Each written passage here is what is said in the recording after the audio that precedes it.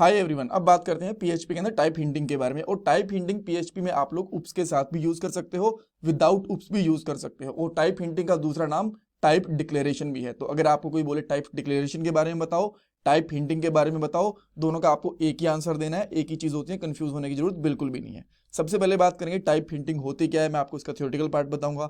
बाद में type hinting को अप्लाई कैसे करते हैं वो देखेंगे।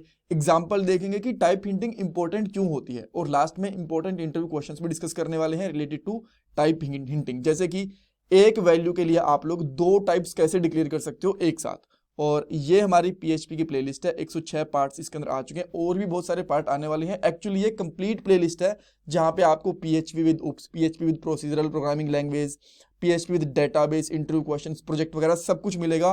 काफी इंपॉर्टेंट प्लेलिस्ट है, पूरी देखना आराम से बैठ के। लिंक मैंने डिस्क्रिप्शन बॉक्स में दे दिया है, और जल्द ही कोड आपको गिटहब के ऊपर अवेलेबल हो जाएगा जैसे ही वाली प्लेलिस्ट कंप्लीट होगी। ऑलराइट, अब बात करते हैं कि टाइप हिंटिंग का मतलब क्या होता है।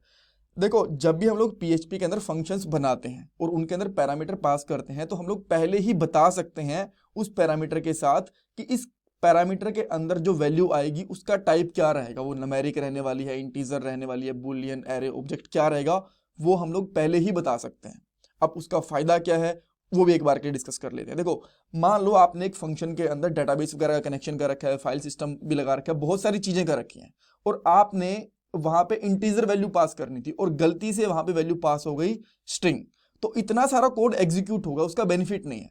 पहले ही अगर हम लोगों ने बता रखा हुआ कि बस इंटीजर वैल्यू ही चलेगी, तो आपको पहले ही एरर मिल जाएगा, इतना सारा कोड एग्जीक्यूट होगा ही नहीं, आपके रिसोर्सेज वेस्ट नहीं होंगे, आपका सर्वर का इतना टाइम भी वेस्ट नहीं होने वाला। राइट, और भी बहुत सारी चीजें हैं कि इससे आपकी परफॉर्मेंस भी बेटर होती है। बिकॉज जब इतना सारा कोड एग्जीक्यूट होता है और लास्ट में उसमें एरर ही आना होता है इतना सारा टाइम देने के बाद में, बेटर है कि उसको पहले ही हैंडल कर लिया जाए टाइप हिंटिंग के साथ में। और टाइप हिंटिंग का मतलब आप बहुत सिंपल लैंग्वेज में ये कह सकते हो कि फंक्शन को हम लोग पहले ही हिंट कर देते हैं कि आपके पास इस टाइप का डाटा मिलने वाला है। ऑलराइट, ओके, सो अब इसका हम लोग कोड करके देखते हैं। सबसे पहले मैं इसको नॉर्मल तरीके से करता हूं, बाद में इसको उप्स वाले तरीके से भी करके देखेंगे। मान लो मेरे पास एक फंक्शन है जिसका नाम है यहाँ पे फ्रूट, राइट, और इसके अंदर मैं इस तरीके से एको कर रहा हूँ डॉलर नेम कि जो फ्रूट है उसका नाम क्या है। और ये जो नेम है ये कहाँ से मिल रहा है, वो मिलेगा इसको पैरामीटर से, जैसे मैं यहाँ पे नेम बताता हूँ। अब इसको मैं कॉल करता हूँ फंक्शन को पहले सिंपल तरीके से, और इसके अंदर पास कर देता हूँ यहाँ पे एप्पल। राइट, सिंपल है, एप्पल पास करेंगे तो हमें इसका आउटपुट एप्पल ही मिल जाएगा। यहाँ पे चेक करके देखते हैं, ये में एप्पल मिल गया, इसके अंदर कोई दिक्कत नहीं है। और मैं यहाँ पे इसको बता भी सकता हूँ कि आपको जो यहाँ पे टाइप मिलेगा ना, वो मिलने वाला है स्ट्रिंग। ठीक है, अब अगर इसको इसके साथ में रन करते हैं तो परफेक्टली काम कर रहा है, इसके साथ में कोई दिक्कत नहीं है। अब मान लो गलती से यहाँ पे क्या हुआ, अगर आपने ये डिक्लेयर नहीं कर रखा, मान लो एक बार के लिए, राइट, ये डिक्लेयर नहीं कर रखा, और डायरेक्टली आप यहाँ पे क्या करते हो, एक एरे पास कर देते हो।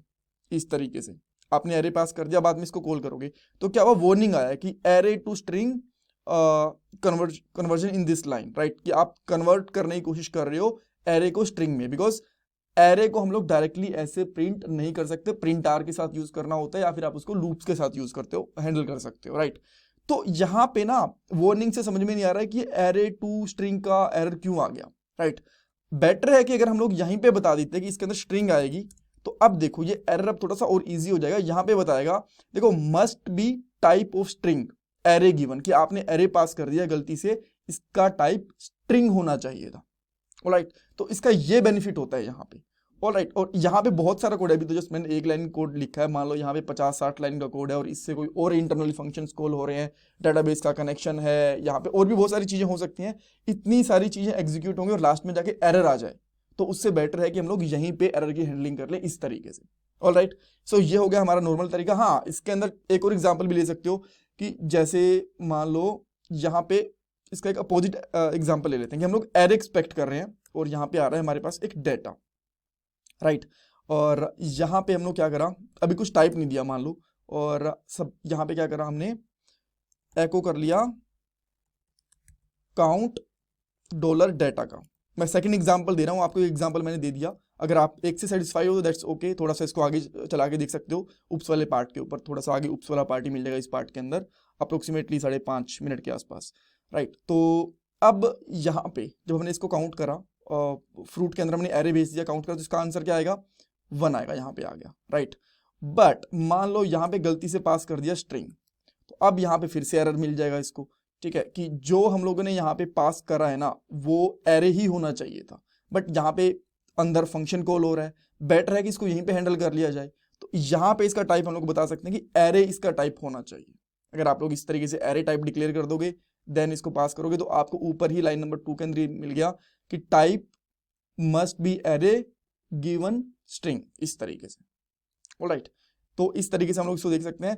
हाँ, अब एक चीज और है, यहाँ पे आप ना डबल एक साथ में दो टाइप भी डिक्लेयर कर सकते हो, जैसे कि यहाँ पे एरे के साथ स्ट्रिंग भी देना चाहते हो कि वैल्यू एरे भी आ सकती है स्ट्रिंग भी आ सकती है, तो आप इस तरीके से दे सकते हो एरे और स्ट्रिंग, यानी कि दोनों अवेलेबल, दोनों चलेंगे इसके अंदर। जो ऑब्जेक्ट हैं, क्लासेस हैं, न्यूमेरिक वैल्यूज वगैरह हैं, वो अब इस केस में सपोर्ट नहीं होंगी। दो आप इस तरीके से चेक कर सकते हो। ऑलराइट, अब सेम एग्जाम्पल हम लोग देख लेते हैं क्लास के साथ में। मैं क्लास बनाता हूँ जिसका मैं यहाँ पे नाम रखता हूँ फ्रूट्स। इसके अंदर एक फंक्शन बना रहा हूँ मैं, फंक्शन का नाम मैंने रखा गेट नेम।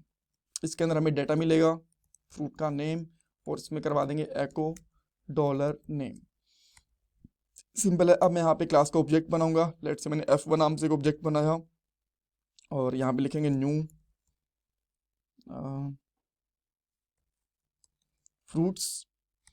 आप चाहो तो इस तरीके से क्लास को कॉल करो, चाहे इस तरीके से कॉल करो, एक ही चीज़ होती है, दोनों ही तरीके से कर सकते हो। देन लिखेंगे यहाँ पे $F1 और कॉल करेंगे गेट नेम इस तरीके से, और यहाँ पे मैं पास कर देता हूँ लेट्स से एप्पल। फिर से मैंने एप्पल पास करा, तो इसका जो रिजल्ट आएगा हमें पता है कि एप्पल आ जाएगा, और यहाँ पे इसका टाइप दे सकते हैं इस तरीके से स्ट्रिंग। अब मान लो गलती से आप यहाँ पे एक एरे पास कर देते हो, गलती से या जानबूझकर जो भी है, तो आपको यहाँ पे पहले ही एरर मिल जाएगा कि must be type string array given, right. और अगर ये नहीं होगा यहाँ पे तो आपको एरर मिलेगा अंदर जाके, ये वाला वार्निंग वाला, राइट। सो इस तरीके से आप लोग फंक्शंस के साथ में टाइप हिंटिंग या फिर टाइप डिक्लेरेशन का यूज कर सकते हो। इसमें कुछ डाउट है, कुछ क्वेश्चन है, कुछ क्वेरी है, मुझे कमेंट सेक्शन के अंदर पूछो। ये मेरा पेटीएम का डोनेशन नंबर है, और देखो आपके लिए वीडियो को लाइक करना, सब्सक्राइब करना, फीडबैक देना कमेंट सेक्शन के अंदर कंप्लीटली फ्री ऑफ कॉस्ट है, बट इससे मुझे बहुत मोटिवेशन मिलता है, मैं आपके लिए और वीडियोस लेके आ पाता हूँ, बेटर कर पाता हूँ कंटेंट को। So please do that. Thank you so much for watching this video.